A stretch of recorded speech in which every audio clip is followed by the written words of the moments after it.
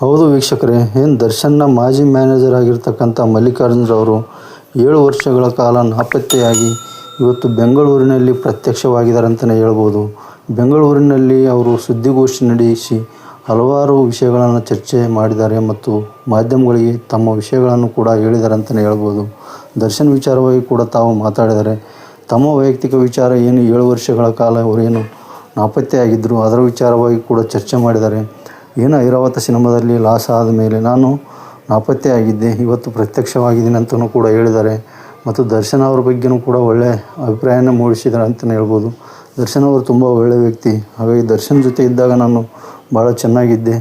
But ಬರಬರ್ತಾ ನನಗೂ ಕೂಡ loss ಆದಮೇಲೆ ನಾನು ನಾಪತ್ತೆ ಆಗುವಂಥ ಪ್ರಸಂಗ ಬಂತು ಅಂತೇಳಿ ಕೂಡ ಹೇಳಿದ್ದಾರೆ.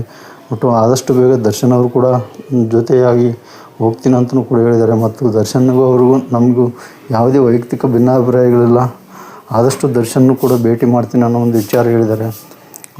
ನಿಮ್ಮ ಒಂದು ಅಭಿಪ್ರಾಯವನ್ನು ಕಾಮೆಂಟ್ ಮುಖಾಂತರ ತಿಳಿಸಿ ವೀಕ್ಷಕರೇ. ಯಾಕಂತಂದರೆ ಮಲ್ಲಿಕಾರ್ಜುನ್ ಅವರು ದರ್ಶನ್ ಜೊತೆ ಇದ್ದಾಗ ದರ್ಶನ್ ಅವರು ಕೂಡ ಭಾಳ ಚೆನ್ನಾಗಿದ್ದರು. ಆದರೆ ಇವರು ಯಾವಾಗ ಮಲ್ಲಿಕಾರ್ಜುನ್ ಅವರು ನಾಪತ್ತೆ ಆದಮೇಲೆ ದರ್ಶನ್ ಜೀವನದಲ್ಲಿ ಸ್ವಲ್ಪ ಏರುಪೇರು ಆಗಿರ್ಬೋದು. ಹಾಗಾಗಿ ಇಬ್ಬರು ಕೂಡ ಈಗ ಮತ್ತೆ ಒಂದಾಗಿ ಒಳ್ಳೆ ಜೀವನ ನಡೆಸಲಿ ಮತ್ತು ಒಳ್ಳೆಯ ಒಂದು ಮಾಹಿತಿಯನ್ನು ಕೊಡಲಿ ಅಂಥೇಳಿ. ನಮಸ್ಕಾರ ವೀಕ್ಷಕರೇ.